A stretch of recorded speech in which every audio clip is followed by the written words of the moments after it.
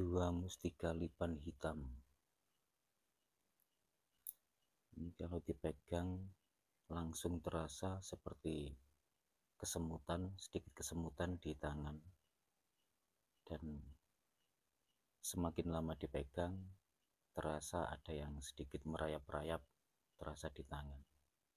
Tapi ada juga yang tidak bisa merasakan saat memegang, mungkin kurang peka. Assalamualaikum warahmatullahi wabarakatuh. Dalam video kali ini saya akan kembali mengulas tentang mustika lipan yang sudah pernah saya ulas beberapa bulan yang lalu.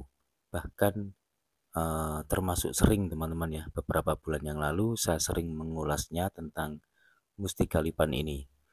Mustika lipan adalah sebuah mustika yang cukup langka, tidak mudah kita untuk mendapatkannya. Ini terdapat pada seekor lipan yang sudah berumur, dan tentunya jika lipan ini sudah berumur, termasuk lipannya juga sudah besar teman-teman ya. Untuk mendapatkan lipannya saja, apalagi yang berada di perkotaan, itu cukup susah sekali. Dan kalaupun ada, belum tentu ada mustikanya. Dan lagi kalaupun ada mustikanya, belum tentu si lipannya itu mau menunjukkan atau kita bisa untuk mengambilnya. Belum tentu. Karena memang sangat susah sekali. Sekali lagi, ini adalah jenis mustika yang langka. Untuk jenis warnanya bervariasi, ada yang berwarna hitam, hitam pekat, tidak tembus cahaya, ada yang hitam tembus cahaya, ada yang berwarna putih, kekuningan, merah, oranye. Itu yang biasanya ada, yang umum dimiliki seorang koleksi tentunya. Itu adalah warna-warna dari jenis mustika lipan, dari kebanyakan mustika lipan.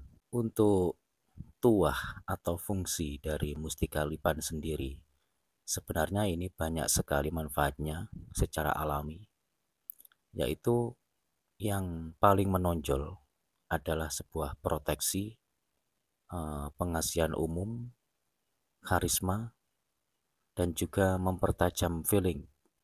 Juga mungkin dari sahabat-sahabat yang mempunyai sebuah usaha, ini juga termasuk dipercaya sebagai kehokian atau membawa keberuntungan. Selain itu juga, para ahli praktisi spiritual ini juga tidak sedikit yang mempunyai mustika lipan sebagai sarana untuk mempertajam feelingnya, untuk mempertajam indera keenam, dan lain sebagainya.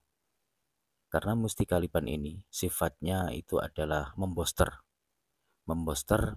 pemiliknya agar feelingnya lebih tajam, indera keenamnya juga lebih tajam. Intinya begitu. Di kalangan masyarakat banyak sekali beredar mitos-mitos yang katanya bahwa mustika lipan ini bisa sebagai sarana untuk tembus pandang. Itu adalah mitos yang beredar di masyarakat sejak zaman dahulu sampai sekarang. Namun pada kenyataannya itu hanyalah sekedar mitos, teman-teman. Sekali lagi, itu hanya sekedar mitos untuk tembus pandangnya. Karena apa? Tadi saya sudah mengatakan bahwa mustika lipan ini fungsinya tidak untuk tembus pandang, tapi untuk mempertajam feeling atau mempertajam indera keenam. Suatu misal, contoh, jika kita menebak angka yang keluar dalam sebuah dadu, kan dadu itu ada yang bendol antara 1, 2, 3, 4, sampai 6. Nah, jika dikocok di dalam kaleng, kan kita tidak melihatnya. Nanti yang keluar yang bendol berapa atau angka berapa. Jika itu kita tebak dengan menggunakan mustika lipan, dengan kita benar-benar fokus, maka feeling kita ini akan lebih tajam lagi gitu. Sehingga semakin kita fokus, semakin feeling kita tajam, maka semakin kuat imajinasi kita, sehingga sesuai dengan tebakan kita. Seandainya yang keluar itu katakanlah angka 6, bendol 6 gitu. Karena feeling kita ini lebih tajam dari sebelum membawa mustika lipan tadi, sehingga feeling kita itu pas, cocok, sehingga imajinasi kita itu lebih kuat lagi, semakin jelas, semakin padat di dalam imajinasi kita, sehingga kita seakan-akan melihat jumlah 6 di situ. Itu yang disebut bisa untuk tembus pandang. Sebenarnya tidak begitu, itu kurang benar. Tidak ada mustika lipan yang bisa untuk tembus pandang atau untuk terawangan. Adanya mustika lipan yang untuk menguatkan feeling atau mempertajam indera keenam. Begitu. Karena tidak sedikit yang saya dapatkan baik dari pembicaraan secara langsung atau saya lihat di kolom komentar, ternyata tidak sedikit orang yang tidak memahami tentang kegunaan mustika lipan. Mungkin inilah yang dimaksud katanya itu bisa tembus pandang, seperti yang saya jelaskan tadi.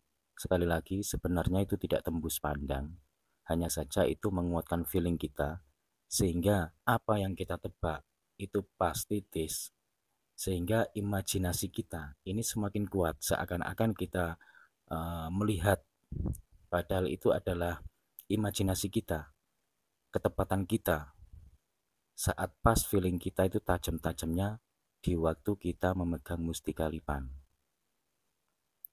Apakah kalau kita sudah memegang mustika lipan sehingga feeling kita sudah semakin tajam atau semakin kuat, itu sudah pasti titis? Belum tentu.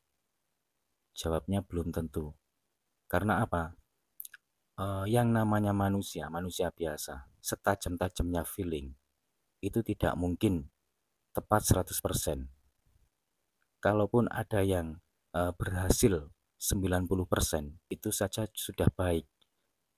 Karena yang maha sempurna tetap Tuhan yang menciptakannya, bukan ciptaannya atau bukan makhluknya, tetap Tuhan yang maha sempurna.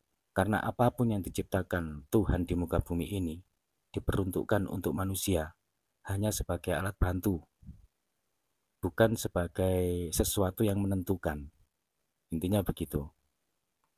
Untuk perawatannya juga sudah pernah saya ulas berkali-kali beberapa bulan yang lalu, termasuk mengolesi minyak dan lain sebagainya. Itu teman-teman ya. Dan ada juga yang mengatakan bahwa mustika lipan yang berwarna oranye itu khasiatnya begini begitu, merah khasiatnya begini begitu, kuning, hitam, putih khasiatnya beda-beda. Ya benar saja, tapi menurut saya itu kurang benar dan kurang tepat. Dikarenakan apa? Semua mustika lipan itu fungsinya, khasiatnya insya Allah sama. Hanya saja yang warna hitam lebih condongnya kemana, lebih mengerucutnya kemana. Terus yang warna putih, kuning, merah, oranye, dan lain sebagainya, itu lebih dominannya kemana. Begitu saja intinya. Mungkin kalau yang warna hitam lebih dominan ke sebuah keberuntungan, kehokian, juga proteksi. Terus mungkin yang warna merah atau kuning lebih dominan ke pengasihan, penglaris, keberuntungan juga, dan lain sebagainya. Semuanya sama, hanya saja dominannya kemana gitu saja, sesuai dengan warnanya. Dan untuk ciri-ciri mustika lipan yang asli pun juga pernah saya ulas di video saya sebelumnya beberapa bulan yang lalu.